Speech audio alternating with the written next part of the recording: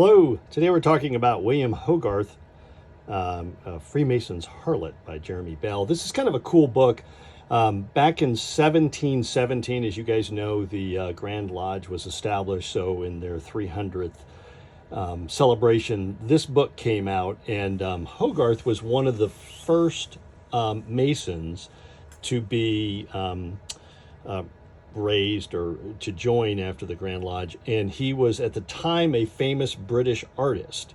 And if you can think about this is kind of how he did a lot of prints and he did a lot of paintings, not specifically about Masonry, but what he did was he hid a bunch of Masonic symbols in his work. And what this book does is it goes through and tells you how to, see them and whatnot. Some of them are stretched from the author, but, most of them are pretty obvious.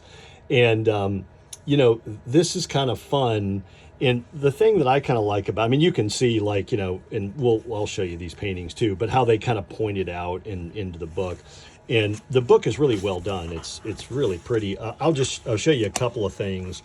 The first one is, as you can see, I'm writing notes here, but it says basically that apparently the Premier Grand Lodge meetings were noisy affairs, with gentlemen coming in and out of the tavern room as the meeting progressed. Some physical sign had to be given when the work or ceremony was commenced.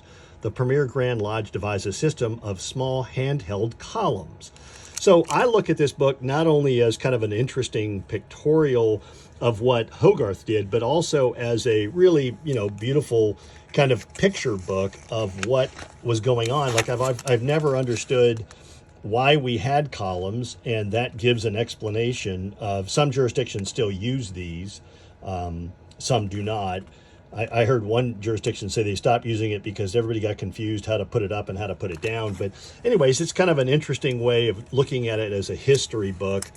And then another thing that's kind of cool is, if you think about it, this book, these prints, this may be one that's familiar to you, the worshipful master coming home from a night at the tavern wearing his jewel, and then he goes in and explains and what's on there, and goes into details. You can see the book is really well put together, and he talks about how the feet are positioned in the painting and why they're there, and other images that he points out. And it so I look at this book as one that it's not only a cool, just kind of a image of what's going on at the time. He talks about the Jacobite revolution or insurrection, or what you want to call it. He was anti-Jacobite, and that was going on during the time of the Grand Lodge being formed. It's kind of hard to get perspective sometimes. We think in Masonic history, and there was history going on. And this book helps you kind of get a feel for that, but it also does it in a really cool pictorial way. It's not just history, bland text. It does it in a real visual way. And he has some fun parts too. It's some some stuff in there that's kind of funny and whatnot. But anyway, check it out. Thanks.